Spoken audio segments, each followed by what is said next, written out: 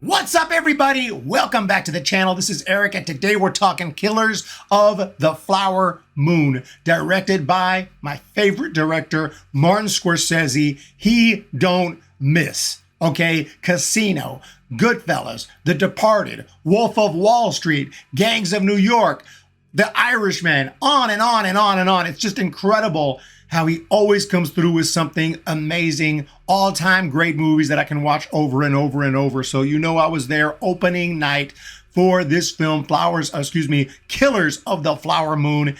And it is a long freaking movie for sure, but it's very compelling, very well done. The acting is off the charts, and we're talking about Robert De Niro. We're talking about Leonardo DiCaprio.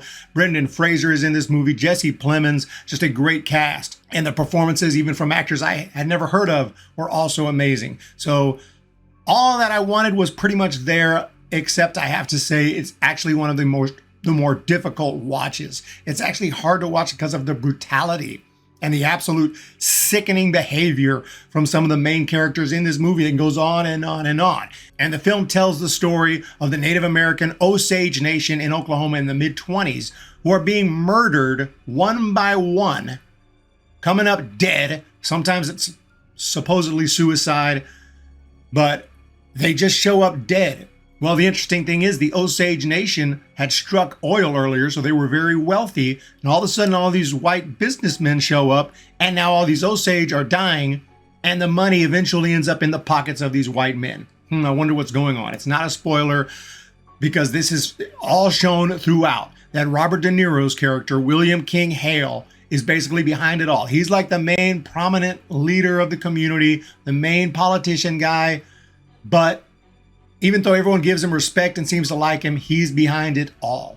And he sends out some of his people, including Leonardo DiCaprio's character, Ernest, to get out there and infiltrate the community, take advantage of them, and when necessary, murder them. And it's really hard to watch as they just break down and they're in grief all the time because the constant killings and nothing's being done about it because they have everything in their pocket. The police, the investigators, the local investigators, all that. Of the banks, everything is in the pockets of these white businessmen. And so there's nothing they can do about it. And you just watch it on and on, waiting for them to get what's coming to them. Like, okay, I hate these people. You've succeeded. I hate these people. Let's see them get their coming uppins now. Let's go. Okay, more killings. Okay. So it does get taxing. But Ernest marries into the community by marrying Molly. And he's a really interesting character played by Leonardo DiCaprio, because it's like, you kind of like him, kind of like the guy. And he really does seem to love Molly, who he marries. And he seems like he's genuinely in love. And he seems like a genuinely decent guy, but he's not, because he's taking part in murdering her whole family. How can I possibly like this guy? Like, he's horrible, right? He's taking part in this, but he just seems like he's easily influenced. He's not able to stand up for what's right. And he's just caught in the middle of all this, but he's committing, he's helping to commit murders. And Molly is the one kind of pure person who you root for, but you're watching her constantly in pain, suffering, and they're kind of making her sick throughout as well in certain ways. And it's just like really rough, because the movie is really dark, sad, and depressing for about 2 freaking hours. And by the time you just kind of tired and the movie's been going on for so long, finally you're waiting for Jesse Plemons to show up. He's like the Superman of the movie, and that's when the movie really gets interesting, because I love it when he shows up at the doorstep of Leonardo DiCaprio's character Ernest, and you can see Ernest is all squirmy and you can tell he looks guilty as all hell, and Jesse Plemons does an amazing job as the investigator here, and an FBI agent, if you all don't know if it was FBI per se, but basically a federal agent was sent to investigate these killings. And that's when things really start to get interesting when they take him in for interrogation, when the court's hearings start, and some of the witnesses will come up, some of the white men who were involved in the murders. The way that they'll describe it is just like no remorse whatsoever. It was just like killing a fly, like swatting a fly to them. They just didn't care at all. And one guy, he would return to the scene of the crime, and they'd ask him, "Oh, so you returned to the scene of the crime because you wanted to, recreate that, or how murderers will return to the scene of the crime?" He's like, "No, nothing to do with that. I just like the area. I just went over there because it's had nothing to do. He had no remorse. Like, he really didn't care. The last thing on his mind was the fact that he just murdered someone there.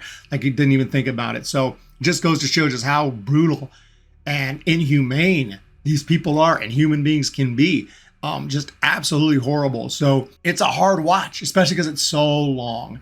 So it's not obviously one of my favorite Scorsese movies. It's not one that I'm going to be rewatching a lot, but I will rewatch it, especially at home when I can stop it. You know, when it gets a little too much, I can stop it, continue the next day. But in one sitting, it is definitely tough, but all of the acting was incredible. Lily Gladstone as Molly is phenomenal, toe-to-toe right there with all these great actors, and she is fantastic. Robert De Niro, shout out to him at his age and everything, and he still brings it with a different accent, a whole different demeanor. These actors are so amazing because they just become who they are. Even though we're used to Leonardo DiCaprio portraying usually very smart and confident characters, and he kind of goes the opposite here. I don't know if I'd say Ernest is stupid, but he's definitely not, really smart, and he definitely doesn't have a really strong backbone, and that's why he kind of gets into this life and has to do whatever King Hale says. So that's kind of what goes on there, but the acting is just phenomenal. Also, shout out to Brendan Fraser, who's also really good as a prosecutor here later on in the film. He shows up, didn't even know he was going to be there. I was like, whoa! So really was excited to see him. As far as the music, as far as the acting, as far as the scenes and cutting to scene and all that, of course, it's all fantastic. It is Scorsese.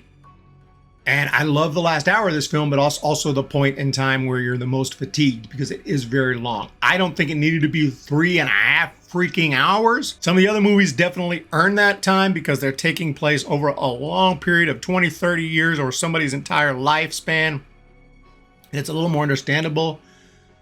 But I felt like this one, especially the first hour, just kept on going and going and going. Maybe the first hour and a half even could have been condensed a little bit, and just in my opinion. I mean, obviously some people are going to love the runtime. For me, it was a little bit long, especially because of, you have to sit through all this torture and there's just these killings that are going on constantly over and over for so long, and nothing they can do about it, and no light at the end of the tunnel, and it's hard to watch. But like I said, Jesse Plemons comes to the rescue, and the movie gets really interesting at the end. And all told, it's a extremely well done movie. Of course, that's not a surprise at all. The decision to go with it not as a mystery and just show right up front, I thought was a pretty gutsy decision, and an interesting one at that, because right from the start what's going on. It makes it kind of even tougher to watch. There's no mystery in this movie other than, are they going to get convicted at the end? How long are they going to go to prison? What's going to happen? Are they going to get killed? So, I mean, there's still some mystery as to watch and see what happens. What's going to happen between Molly and Ernest? What's going to happen? Is she going to hate him forever when she finds out? I assume so, right? Or no?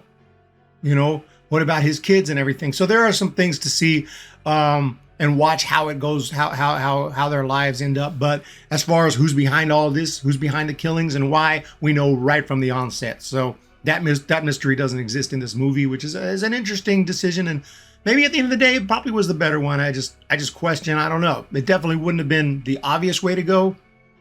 But shout out to Martin Scorsese for taking that approach. I believe the book did not do that. The book was more of a mystery from what I'm told. So ultimately, this is a very well done movie. Acting is incredible. Unfortunately, most of the time when I'm going to want to watch a Scorsese movie with Leonardo DiCaprio, I'm probably going to be going to The Wolf of Wall Street much sooner than this one, or Gangs of New York, or The Departed, or if I want some Robert De Niro, I'm going with The Irishman all day.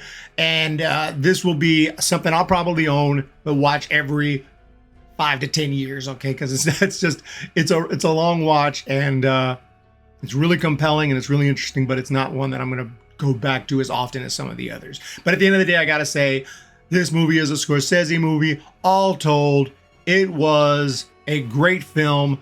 I think if it had been just cut down a little bit, 2.5 hours, 220, it might have been freaking awesome. Might have been, to me, even close to masterpiece level stuff. But for me, I'm just going to say it's a great film. Highly recommend it. Check it out at least once, and let me know what you think down below. But that's all I got to say about the Killers of the Flower Moon. Y'all have a fantastic day. Hit the thumbs up, hit the subscribe, and we'll see you next time.